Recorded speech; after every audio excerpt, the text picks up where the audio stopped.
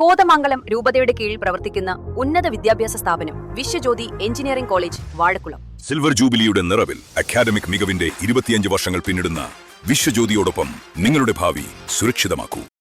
കേരള രാഷ്ട്രീയത്തിൽ വ്യക്തിമുദ്ര പതിപ്പിച്ച നേതാവായ ടി.യു. കുരുവിളയുടെ ഓർമ്മയിൽ കോതമംഗലം മണ്ഡലത്തിന്റെ വികസനത്തിന് എണ്ണമറ്റ പദ്ധതികളാണ് കുരുവിള ജനപ്രതിനിധിയായിരുന്നപ്പോൾ ആവിഷ്കരിച്ചത്.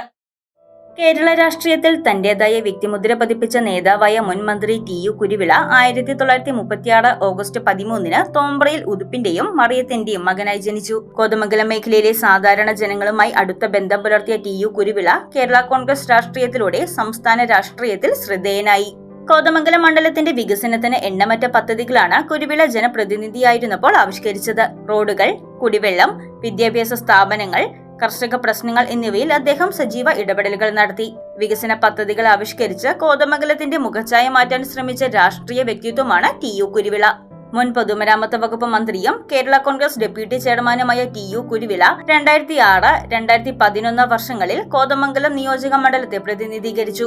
വി.എസ്. അച്യുതാനന്ദൻ മന്ത്രിസഭയിൽ 2006 നവംബർ മുതൽ 2007 സെപ്റ്റംബർ 2 വരെ മന്ത്രിയായിരുന്നു. 2006 LDF-നെയും 2011 UDF-നെയും പ്രതിനിധീകരിച്ചാണ് MLA ആയത്. പൊതുമരാമത്ത് വകുപ്പ് മന്ത്രി, MLA, മികച്ച സംഘാടകൻ, സഹകാരി, വ്യവസായി, ടൂറിസം സംരംഭകൻ, ലയൺസ് ക്ലബ്ബ് പ്രവർത്തകൻ തുടങ്ങി കൈവച്ച മേഖലകളിലെല്ലാം തന്റേതായ വ്യക്തിമുദ്ര പതിപ്പിച്ചു.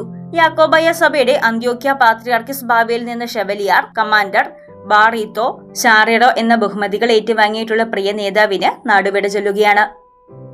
News desk Muvattupuzha news. എന്റെ കാഴ്ചയ്ക്ക് ചില ബുദ്ധിമുട്ടുകൾ അനുഭവപ്പെടാൻ തുടങ്ങിയത് ഈയിടെയാ. ആദ്യം ടെൻഷനായി. മകളാ പറഞ്ഞത് അഹല്യയിൽ പോകാൻ. അഹല്യയ്ക്ക് 30 വർഷത്തെ പാരമ്പര്യവും വിശ്വസ്തതയുമുണ്ട്. അഹല്യയിലെ വിദഗ്ധരായ ഡോക്ടർമാരുടെ ചികിത്സ കൊണ്ട് എനിക്ക് എന്റെ കാഴ്ചശക്തി പൂർണ്ണമായും തിരിച്ചു കിട്ടി. ഇപ്പൊ എനിക്ക് ഈസിയായി വായിക്കാം. നേത്ര സംരക്ഷണത്തിന് നമ്മുടെ Ahalya. Ahalya foundation eye hospital, കേരളത്തിൽ എല്ലായിടത്തും.